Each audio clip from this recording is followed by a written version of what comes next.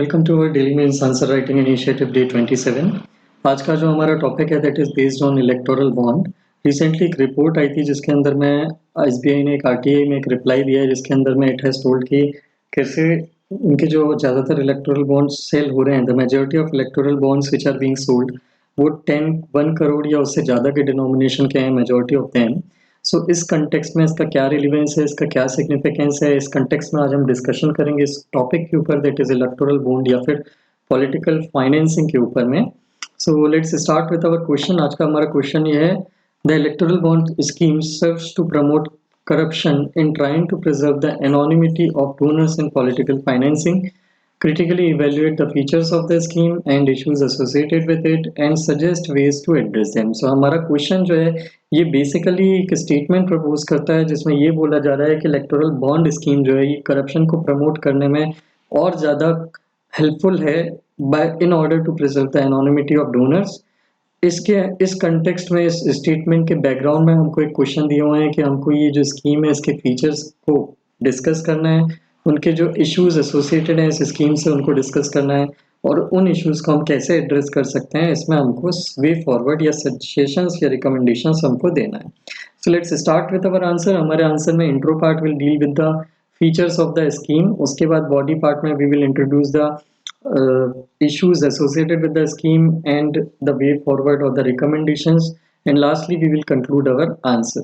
इसके अलावा बीच में इंट्रो खत्म होने के बाद मैं आपको कुछ पॉलिटिकल फाइनेंसिंग एस्पेक्ट से रिलेटेड एस्पेक्ट कुछ जो है वो बताऊंगा जो इस आंसर में क्वेश्चन में पूछे नहीं गए हैं बट जिनके बिना आपको आंसर समझ में नहीं आएगा या you won't be able to write good answer, इसलिए मैंने उस पार्ट को यहाँ पे इंसर्ट किया है जिसको हम आगे देखेंगे। So let's start with our answer. Let's start by introducing the electoral bonds. So electoral bonds वो इंस्ट्रूमेंट होते हैं through which anyone can donate money to political parties. These are sort of promissory notes. Promissory notes मतलब they're kind of a paper जो आपको दिया जाता है जिसपे कोई नाम मेंशन नहीं होता है, सिर्फ एक चीज़ मेंशन होती है कि उसकी वैल्यू क्या है और वो किस डेट तक वैलिड है। तो ये जो बॉन्ड्स हैं ये बॉन्ड्स मल्टीपल में एक डिनोमिनेशन में सेल किए जाते हैं। ये फॉलोइंग डिनोमिनेशन में अवेलेबल है, ₹1000, 10,000, 1 लाख, 10 लाख, 1 करोड़, जो आप स्टेट बैंक की ओवरऑल अक्रॉस द इंडिया कुछ 29 डेजिग्नेटेड ब्रांचेज हैं वहाँ से बाय कर सकते हैं और फिर बाय करके जिस भी पार्टी को आप फंड या फाइनेंस करना चाहते हैं उन पॉलिटिकल पार्टी को आप वो इलेक्टोरल बॉन्ड जाके दे देते हैं।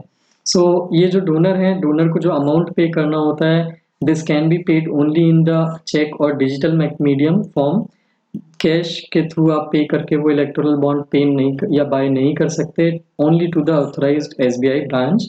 डोनर जो है ये बॉन्ड पॉलिटिकल पार्टी को दे देता है जिसको उसको फंड करना है और पॉलिटिकल पार्टीज को वो बॉन्ड 15 डेज के अंदर में एनकैश करना होता है from the date of issuance. So किसी पर्सन ने अगर वो बॉन्ड इशू कराया let's say 10th of April of 2022, so before 25th of April 2022 political party को वो एनकैश करा लेना होता है। इट डजेंट मैटर कि वो बॉन्ड उन पॉलिटिकल पार्टी को कब मिला, 25 तक वो इलेक्टोरल बॉन्ड वैलिड रहेगा, उसके बाद वो लैप्स हो जाएगा, उसके बाद it can not be encashed. So this is the electoral bond और this is the scheme of electoral bond. ये एक मैकेनिज्म का यहाँ पे डायग्रामेटिकली रिप्रेजेंटेशन है जिसमें बॉन्ड जो है एसबीआई से आप परचेज कर सकते हैं।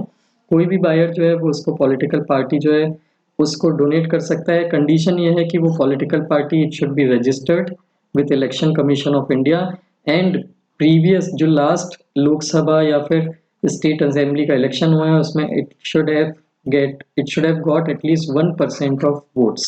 ऐसी ही पॉलिटिकल पार्टी को वो इलेक्टोरल बॉन्ड दिया जा सकता है और वो बॉन्ड जो है वो सिर्फ ऑथोराइज्ड एसबीआई अकाउंट, ये पॉलिटिकल पार्टी का जो एक डेजिग्नेटेड अकाउंट होगा एसबीआई के साथ, उसी अकाउंट में क्रेडिट होगा वो अमाउंट। ये इलेक्टोरल बॉन्ड कब परचेज किए जा सकते हैं? They can be purchase only in a 10 day period beginning in each quarter. साल में 4 बार आप इसको बाय कर सकते हैं, 1 to 10 जनवरी के बीच में, 1 to 10 अप्रैल के बीच में, 1 to 10 जुलाई एंड 1 to 10 अक्टूबर। सिर्फ इसी पीरियड में आप इलेक्टोरल बॉन्ड जो है वो बाय कर सकते हैं। So this was all about electoral scheme.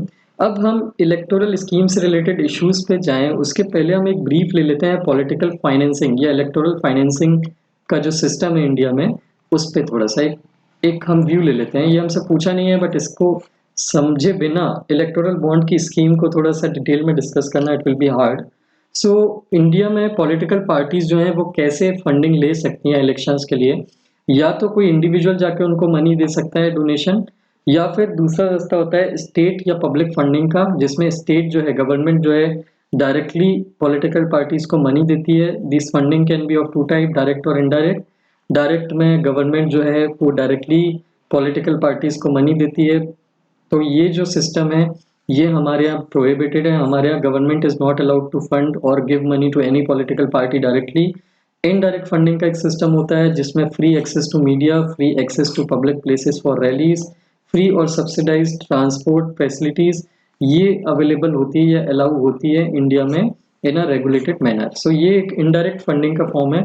आप tax deduction, free access to media, public rallies के लिए जगह, ये सब फ्री में देते हो, तो एक तरह से आप फंडिंग उनको प्रोवाइड कर रहे हो पॉलिटिकल पार्टीज को इलेक्शन के टाइम में। सो ये इनडायरेक्ट फंडिंग हमारे यहाँ रेगुलेटेड मैनर में अलाउ होती है। द थर्ड रूट जिससे पॉलिटिकल पार्टीज मनी अरेंज कर सकती है वो है कॉरपोरेट फंडिंग। कॉरपोरेट फंडिंग में कॉरपोरेशंस जो हैं they can fund political parties, there is no limit कि कॉरपोरेट कितनी डोनेशन पॉलिटिकल पार्टीज को दे सकते हैं। पहले they used to be a limit कि पास्ट 3 इयर्स का जितना प्रॉफिट है, जो प्रॉफिटेबल कंपनी है सिर्फ वही पहले फंड कर सकती थी, और उसमें भी पास्ट 3 इयर्स का जो नेट प्रॉफिट है उसका 7.5% वॉज द मैक्सिमम लिमिट कि कोई कॉरपोरेशन किसी पॉलिटिकल पार्टी को फंड कर सकता है। इसके अलावा there is no requirement corporates के ऊपर कि वो अपने पॉलिटिकल डोनेशंस को अपने प्रॉफिट एंड लॉस स्टेटमेंट या अकाउंट में मेंशन करें कि वो उन्होंने किस पॉलिटिकल पार्टी को फंड किए हैं पैसे।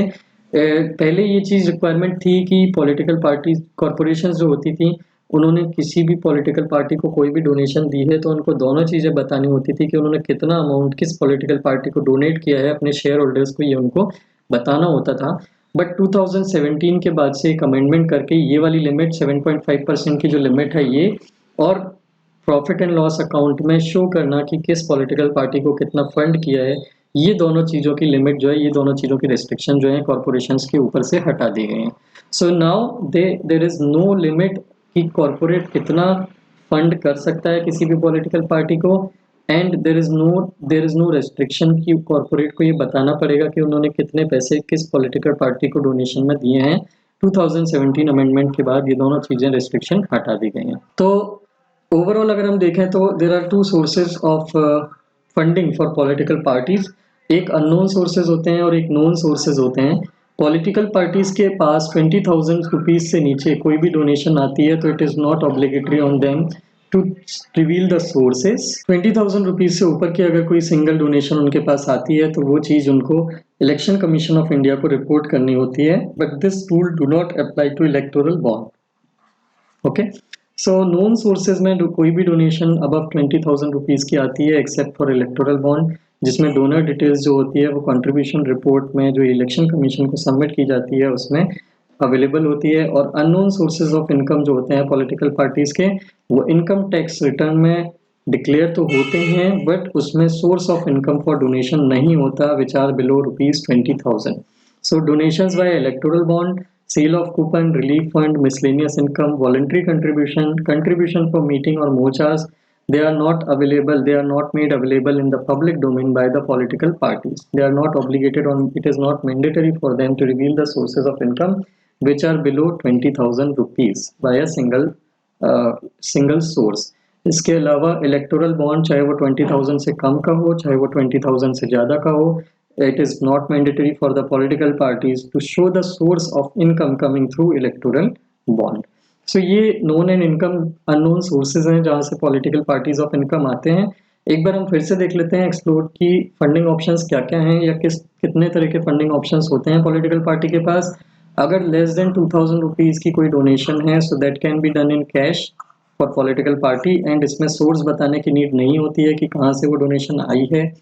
2,000 से 20,000 रुपीज़ तक की जो डोनेशन है that can be done only in digital medium like cheque हो गया या फिर कोई भी डिजिटल ट्रांजैक्शन मैकेनिज्म हो गया, उससे it can be done. It can not be done in cash, cash के फॉर्म में नहीं करी जा सकती। It should be reported to income tax for income tax return या टैक्स डिडक्शन का बेनिफिट लेने के लिए, but it is not mandatory कि वो इलेक्शन कमीशन को रिपोर्ट की जाए।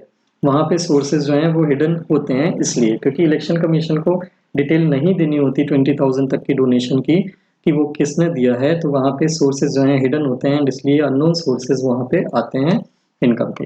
देन ग्रेटर देन 20,000 की अगर किसी सिंगल सोर्स या कहीं से भी डोनेशन आई है, तो वो जो है आईटी को तो रिपोर्ट करना ही होता है और इलेक्शन कमीशन ऑफ इंडिया को भी रिपोर्ट करना होता है। बट अगर वो इलेक्टोरल बॉन्ड के थ्रू नहीं आए हैं, चेक के थ्रू आई है, तो वहाँ पे सोर्स नोन भी हो सकते हैं और अननोन भी हो सकते हैं, क्योंकि अगर इलेक्टोरल बॉन्ड है तो सोर्सेज अननोन होंगे, अदर कोई सोर्स है तो वो इलेक्शन कमीशन को सबमिट करने के कारण नोन सोर्सेज में वो आएगा, हमको पता चल जाएगा कि वो कहाँ से उसने, मतलब वो मेंशन करेंगी पॉलिटिकल पार्टी की वो कहाँ से हमको डोनेशन आई है। इन सब में electoral bond, it can be of 1,000 rupees also, it can be of 10,000 rupees also, and it can be of 1 lakh, 10 lakh, 1 crore also. So electoral bond कितनी भी डिनोमिनेशन का हो, वो किसने दिया है पॉलिटिकल पार्टीज के लिए ये बताना जरूरी नहीं होता। Electoral bond are exempted from the provision of revealing of source of income, source of donation. So ये मैकेनिज्म है इलेक्टोरल फंडिंग का जो आपको रिमेंबर रखना है। आईटीआर में जो डोनेशन की रिपोर्ट दी जाती है और इलेक्शन कमीशन को जो रिपोर्ट दी जाती है डोनेशन की, इनकम डोनेशन की, उसमें यही डिफरेंस है कि आईटीआर सबमिट, डिटेल्स सबमिट करते टाइम किस सोर्स से वो इनकम आई है ये बताना जरूरी नहीं है, लेकिन इलेक्शन कमीशन को जो रिपोर्ट दी जाती है that is of greater than 20,000 rupees, वहाँ पे ये बताना जरूरी होता है कि वो किस सोर्स से आई है, अगर वो इलेक्टोरल बॉन्ड के थ्रू नहीं आई है तो। So these are the provisions of political financing which you should remember in order to understand this issue broadly. Now let's move on to the benefits of electoral bond. अब हम आते हैं हमारे answer पे, question पे वापस कि electoral bond के क्या बेनिफिट्स हैं। तो पहला तो इससे ट्रांसपेरेंट पॉलिटिकल फंडिंग होती है। ADR, association for democratic reforms, जो एक एनजीओ है जो डेमोक्रेसी को प्रमोट करने के लिए काम करती है, इसके according 69% of political funding in India वो अनआइडेंटिफाइड सोर्सेज से आती है, अननोन सोर्सेज से आती है। इलेक्शन बॉन्ड्स जो हैं ये पॉलिटिकल पार्टीज को या एक पॉलिटिकल फाइनेंसिंग के लिए एक ट्रांसपेरेंट वे है, जिसमें केवाईसी वेरीफाइड पर्सन जो है, बैंक में इलेक्टोरल बॉन्ड वही खरीद सकता है जिसके केवाईसी जो है उसके डिटेल्स वहाँ पे सबमिट हैं, एंड इसलिए ये एक ट्रांसपेरेंट प्रोसीजर से आते हैं जिसमें द बैंक नोज कि वो किसी एक ऑथेंटिक पर्सन या ऑथेंटिक सोर्स से आ रहे हैं, किसी इलीगल पर्सन से या इलीगल मैकेनिज्म से नहीं आ रहे हैं मनी, जैसे कि टेररिस्ट वगैरह उसको फंड नहीं कर रहे हैं। देन ये मिसयूज को रिड्यूस करता है। एक लिमिटेड विंडो 15 डेज के अंदर आपको इनकैश कराना है इसको, तो ये एक बहुत शॉर्ट मैच्योरिटी पीरियड है जिससे इसका मिसयूज बहुत डिफिकल्ट हो जाता है। ये एक पैरेलल इकोनॉमी को खड़ा होने में प्रिवेंट करता है, मतलब लोग इलेक्टोरल बॉन्ड खरीद खरीद के ना रख लें और फिर उसको मिसयूज ना करें over a period of 6 month, 1 year, 2 year ऐसे पहले से खरीद के, वो उसका मिसयूज को प्रिवेंट करता है due to the short maturity period. Then protect anonymity, donors जो है वो इसमें एनोनिमस रहते हैं। ये इलेक्टोरल बॉन्ड जो होता है, इलेक्टोरल बॉन्ड में कोई नाम मेंशन नहीं होता किसी का कि ये इलेक्टोरल बॉन्ड किसने खरीदा है, ना ही पॉलिटिकल पार्टी का नाम मेंशन होता है कि ये इलेक्टोरल बॉन्ड किस पॉलिटिकल पार्टी का है। सो वहाँ पे टोटल एनोनिमिसिटी रहती है। इस कारण से पॉलिटिकल अपोनेंट्स जो होते हैं वो उनका इंटिमिडेशन या हेरेसिंग जो होती है डोनर्स की, वो वहाँ पे डोनर्स की हेरेसिंग नहीं होती है, क्योंकि इलेक्टोरल बॉन्ड पॉलिटिकल पार्टी के पास गया, वो पॉलिटिकल पार्टी जब उसको बैंक में देने जाएगी तो वो वहाँ पे लिखा नहीं रहेगा कि कौन सा पर्सन है जो इस पॉलिटिकल पार्टी को वो पैसे दे रहा है। हालांकि इसमें भी एक फॉल्ट है जिसको आगे हम इश्यूज में डिस्कस करेंगे कि कैसे एनोनिमिटी जो है वो एक लिमिटेड लोगों के लिए रहती है, बट पब्लिक में किसी को पता नहीं होता कि कौन किस पॉलिटिकल पार्टी को डोनेट कर रहा है। इससे जो पर्सन है जो डोनेट कर रहा है उसको एक इंटिमिडेशन या हेरेसमेंट का खतरा नहीं रहता। Then political accountability, election commission जो होता है वो इंफॉर्मेशन जो है पॉलिटिकल पार्टी से वो कलेक्ट करती है on donations made through electoral bond, जिससे बॉन्ड जो है इंडिया की इलेक्टोरल फाइनेंसिंग सिस्टम को इम्प्रूव करने में हेल्प करता है। ये बात अलग है कि election commission can not reveal कि वो इलेक्टोरल बॉन्ड से रिलेटेड इन्फॉर्मेशन वो पब्लिक डोमेन में नहीं डाल सकती। देन ब्लैक मनी का रिडक्शन इससे होता है। ओल्ड सिस्टम में क्या होता है, था इलेक्टोरल बॉन्ड के आने के पहले massive amount of political donation वो कैश में होती थी, और वो कैश कहाँ से आ रहा है, वो कई बार इलिसिट मीन्स से भी आता था, ब्लैक मनी के फॉर्म में भी आता था, जिससे क्या होता था कि वो मनी का जो है वो पॉलिटिकल फाइनेंसिंग में यूज हो जाता था, लोगों के पैसे जो है वो छिपे छिपे के छिपे रह जाते थे, और उससे एक ब्लैक मनी की इकोनॉमी चलती रहती थी पॉलिटिकल फाइनेंसिंग की। इलेक्टोरल बॉन्ड्स आने से वो ब्लैक मनी, वो जो कैश वाला सिस्टम है वो खत्म हो जाएगा, क्योंकि पहले जो कैश डोनेशन 20,000 तक की जा सकती थी वो अब 2,000 तक की जा सकती है बस। तो इट बिकम्स वेरी डिफिकल्ट कि हम बार बार 2000 से कम की पेमेंट कर करके मल्टीपल पेमेंट कर करके डोनेशन करें। सो इससे जो है ब्लैक मनी का जो सिस्टम है वो बहुत ज़्यादा जो है वो रिड्यूस हो जाएगा। अब हम देख लेते हैं कि what are the issues which are related to electoral bonds. तो सबसे पहले तो ये क्रोनी कैपिटलिज्म को प्रमोट करता है। आरटीआई डॉक्यूमेंट के अकॉर्डिंगली इलेक्टोरल बॉन्ड्स अब ऑफ वर्थ ₹10,246 करोड़ जो है ये एसबीआई ने सेल करे हैं जब से ये स्कीम लॉन्च हुई है। तो आरटीआई रिप्लाई के अकॉर्डिंग एसबीआई ने ये बताया है कि मेजॉरिटी ऑफ बॉन्ड्स जो हैं ये 1 करोड़ या इससे ज़्यादा के हैं। सिर्फ 10% बॉन्ड्स जो हैं ये लोअर डिनोमिनेशंस के हैं, जैसे कि 1000, 10,000, 1 लाख या 10 लाख। दिस मीन्स कि कहीं ना कहीं जो बड़े कॉरपोरेट्स हैं वही पॉलिटिकल पार्टीज को फंड कर रहे हैं इलेक्टोरल बॉन्ड्स के थ्रू, एंड उनका जो इन्फ्लुएंस है वो बढ़ रहा है, क्योंकि 1 करोड़ या उससे ज़्यादा के डिनोमिनेशन या 1 करोड़ के जो इलेक्टोरल बॉन्ड्स हैं वो खरीदने की कैपेसिटी सिर्फ बड़े बिजनेसमैन या बड़े कॉरपोरेट जो होते हैं सिर्फ उन्हीं की होती है। So you can see 93.5% of total bonds जो सोल्ड हुए हैं, सेल हुए हैं, वो 1 करोड़ के डिनोमिनेशन के हैं। ये बताता है कि कैसे क्रोनी कैपिटलिज्म मतलब जब कैपिटलिस्ट या फिर बड़े कॉरपोरेट्स का इन्फ्लुएंस होने लगता है इलेक्टोरल फंक्शनिंग में या इलेक्शंस में या फिर डेमोक्रेसी में। सो ये कॉरपोरेट का इन्फ्लुएंस प्रमोट करता है इलेक्टोरल फाइनेंसिंग या electoral funding. Then distorting democracy, सिर्फ 23 पॉलिटिकल पार्टीज हैं ये एलिजिबल हैं इलेक्टोरल बॉन्ड्स के रिडेम्पशन के लिए। एज आई टोल्ड कि सिर्फ रजिस्टर्ड पॉलिटिकल पार्टीज जिनको पास्ट में, जिनको लोकसभा इलेक्शन या स्टेट असेंबली इलेक्शन में मोर देन 1% वोट मिले हों, सिर्फ वही एलिजिबल हैं इलेक्टोरल बॉन्ड स्कीम के लिए।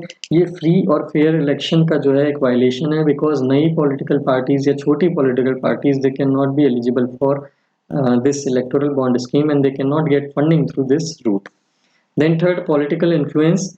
इलेक्टोरल बॉन्ड स्कीम जो है ये इंश्योर करती है कि ये जो पैसे आ रहे हैं वो KYC approved legitimate tax compliant sources से आ रहे हैं, बट ये नहीं बताती कि किस कॉरपोरेशन या किस पर्सन ने पॉलिटिकल पार्टी को कितने पैसे दिए हैं। सो ये एक असेसमेंट करना इम्पॉसिबल हो जाता है कि किसी ने पॉलिटिकल इन्फ्लुएंस को बाय तो नहीं कर लिया, मतलब किसी ने एक पॉलिटिकल पार्टी को बहुत ज़्यादा अनलिमिटेड पैसे दिए और जब वो पावर में आ गई तो ऑब्वियसली वो उसको फेवर करने की कोशिश करेगी उस बिजनेसमैन को, जिससे करप्शन का जो नेक्सस है वो और ज़्यादा स्प्रेड होता जाएगा। सो ये चीज़ यहाँ पे पता नहीं चलती, पॉलिटिकल इन्फ्लुएंस खरीदा जा रहा है अब इलेक्टोरल बॉन्ड्स के through. Then delayed audit reports, जो भी ऑडिट रिपोर्ट सबमिट करती हैं पॉलिटिकल पार्टीज, यही सिर्फ अकेला सोर्स है इंफॉर्मेशन का on beneficiaries of electoral bonds. But data के अकॉर्डिंग आज तक 2018-19 से जब से स्कीम चालू हुई है, not more than half of the parties, आधी से ज़्यादा पार्टीज ने अपने एनुअल ऑडिट रिपोर्ट को सबमिट ही नहीं किया है revealing the information about electoral bonds.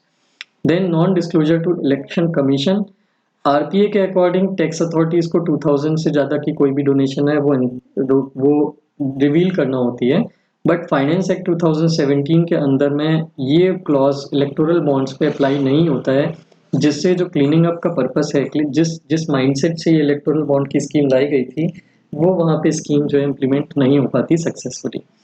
Then shall companies, पुराने प्रोविजन में कोई एक प्रॉफिटेबल कंपनी जिसका पास 3 इयर्स प्रॉफिट में गुजरा हो, नेट प्रॉफिट रहा हो कुछ, सिर्फ वही एलिजिबल थे फंड करने के लिए कॉरपोरेशंस को। अब ये लिमिट हटा दी गई है, मतलब अब कोई कंपनी अगर लॉस में भी चल रही है, और लॉस में तो छोड़ो, अगर रातों रात कोई कंपनी कल सेट हुई है तो even that company is eligible to fund और buy the electoral bonds to fund any political party.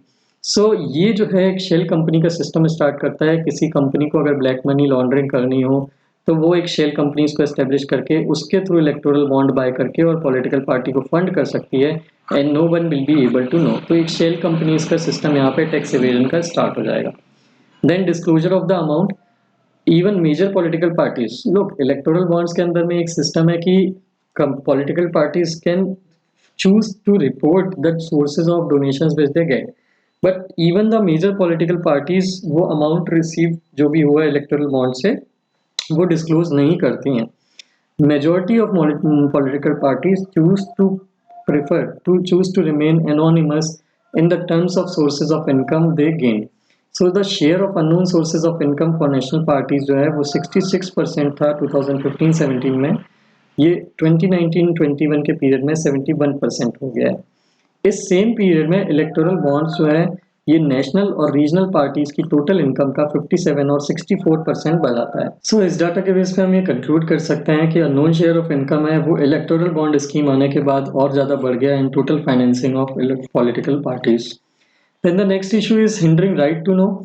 ये पीपल का राइट होता है आर्टिकल 21 के अंदर में कि उनको जो है पॉलिटिकल या डेमोक्रेसी या कंट्री में जो चल रही है, कंट्री की जो फंक्शनिंग है उसके बारे में चीज़ें पब्लिक डेमोक्रेसी को या कंट्री की फंक्शनिंग को अफेक्ट करती है उसके बारे में चीज़ें पता हो जो पब्लिक डोमेन से रिलेटेड हैं।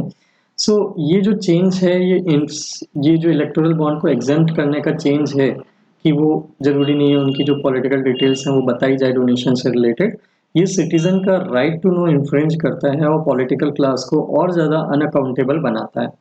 Then this anonymity which is ensured by the electoral bond, this is shallow anonymity। ये anonymity government of the day पे अप्लाई नहीं होती है।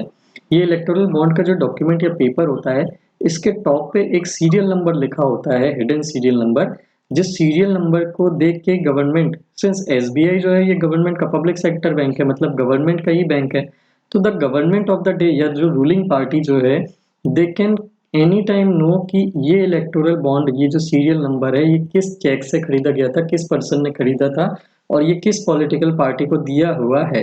सो ये जो है ये उनको एक चांस देता है कि वो उन लोगों को हैरेस करें जो पॉलिटिकल अपोजिशन पार्टी को जो है या दूसरी जो पॉलिटिकल पार्टीज को हैं उनको फंड कर रही है। एंड लास्टली ये स्कीम में लूपहोल्स हैं। इलेक्टोरल बॉन्ड जो है ये 7.5% कैप हटाता है जैसा कि मैंने बताया, जिससे लॉस मेकिंग कंपनीज भी अनलिमिटेड डोनेशन कर सकती हैं। So these are the issues with electoral bond scheme. We now move on to the measures which are required और the recommendations in order to correct this scheme. सबसे पहले जो principle of anonymity of जो bond donor वाला जो है, bond donor को जो एनोनिमस रखने वाला जो प्रिंसिपल है इसको जो है वो हटा देना चाहिए। रीजन इज कि ये जो है ये पॉलिटिकल पार्टीज की जो फंडिंग है that affects the functioning of the government of the day। So कोई भी पॉलिटिकल पार्टीज जो हैं जितनी भी इलेक्टोरल बॉन्ड से उनको डोनेशन आई है उनको वो डोनेशन कंट्रीब्यूशन रिपोर्ट जो वो सबमिट करते हैं इलेक्शन कमीशन को, उसमें वो डिटेल्ड पर्टिकुलर डोनर्स के उनको देना चाहिए वहाँ पे, क्योंकि उससे ट्रांसपेरेंसी इंप्रूव होगी और जितनी ज़्यादा ट्रांसपेरेंसी होती है डेमोक्रेसी उतनी ही ज़्यादा सक्सेसफुल होती है। सो एक डिस्क्लोजर का नॉर्म होना चाहिए वहाँ पे इलेक्टोरल बॉन्ड के स्कीम के अंदर में। अगर कोई इस स्कीम के अंदर में डिस्क्लोजर नहीं करता है इलेक्शन कमीशन को तो उसको एक्सप्रेस पेनाल्टी उसके ऊपर लगाना चाहिए। फॉर एग्जांपल जो टैक्स बेनिफिट डोनेशंस पे पॉलिटिकल पार्टी को मिलते हैं वो डोनेशंस के टैक्स बेनिफिट रिमूव कर देना चाहिए।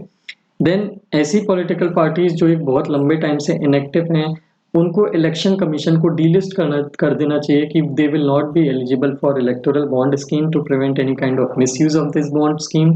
देन जितनी भी national and regional political parties हैं उनको जो भी फंड रिसीव हुए हैं उससे रिलेटेड सारी इंफॉर्मेशन प्रोवाइड करना चाहिए through electoral bond under the right to information act. उनको राइट टू इन्फॉर्मेशन एक्ट के अंदर में ये सारी इंफॉर्मेशन खुद से प्रोवाइड करना चाहिए। एंड लास्टली पॉलिटिकल पार्टीज जो हैं उनको सीआईसी का ऑर्डर एक फॉलो करना चाहिए। सीआईसी या सेंट्रल इंफॉर्मेशन कमीशन ने 2013 में एक ऑर्डर दिया था जिसके अंदर में उन्होंने पॉलिटिकल पार्टीज को आरटीआई एक्ट के अंदर में पब्लिक अथॉरिटी की तरह डिक्लेयर करने का ऑर्डर दिया था, so that they will have to respond to all the RTI which are filed seeking information about them। But political parties ने उन ऑर्डर्स को फॉलो करने से मना कर दिया था। सो ये जो है यहाँ पे ये चीज़ जो है करेक्ट की जानी चाहिए, आरटीआई के अंदर में पॉलिटिकल पार्टीज को लाना चाहिए सो दैट उनकी फंक्शनिंग कैसे चल रही है वो चीज़ कोई भी पब्लिक जो है जनरल पब्लिक जो है वो पूछ सके, उनके बारे में आंसर सीख कर सके। So these are the recommendations specifically related to electoral bond scheme. मैंने यहाँ पे पॉलिटिकल फाइनेंसिंग से रिलेटेड जनरल जो रिकमेंडेशंस हैं वो नहीं डाली हैं क्योंकि वो एक सेपरेट डोमेन आता है, उसको हम कभी किसी फ्यूचर क्वेश्चन में डिस्कशन करेंगे उससे रिलेटेड एस्पेक्ट में। This was the body part of our answer. Let's move on to the conclusion. So our conclusion is जब भी इलेक्शन से रिलेटेड हो तो always there should be a mention of free and fair elections. एक democracy जो है democracy इसी principal पे बेस्ड होती है कि इलेक्शंस वहाँ के कितने फ्री और फेयर हैं। जितने ज़्यादा फ्री और फेयर इलेक्शंस होते हैं उतनी ही अच्छी वो वाइब्रेंट वो डेमोक्रेसी होती है। इसके साथ साथ आर्टिकल 324 जो इलेक्शन कमीशन ऑफ इंडिया से डील करता है, उसके एस्टेब्लिशमेंट ऑफ पावर से डील करता है, उसके अंदर में आर्टिकल 324 को मॉडिफाई करके इलेक्शन कमीशन ऑफ इंडिया को और ज़्यादा स्ट्रांग बनाना चाहिए, सो दैट कोई भी अगर उससे लगता है कोई भी ऐसा स्टेप पॉलिटिकल पार्टीज ले रही हैं which is not in the will और wish of good democracy, which is not on the path of good democracy democratic practice, तो इलेक्शन कमीशन उस पर कोई ऑर्डर इशू कर सके, गाइडलाइन इशू कर सके और उस पर एक्शन ले सके अगर कोई पॉलिटिकल पार्टी उसको फॉलो नहीं करती है तो. So this was all about electoral bond scheme. I hope this interesting topic was clear to you, and you will be able to write an answer on this question now. Thank you very much for watching the video.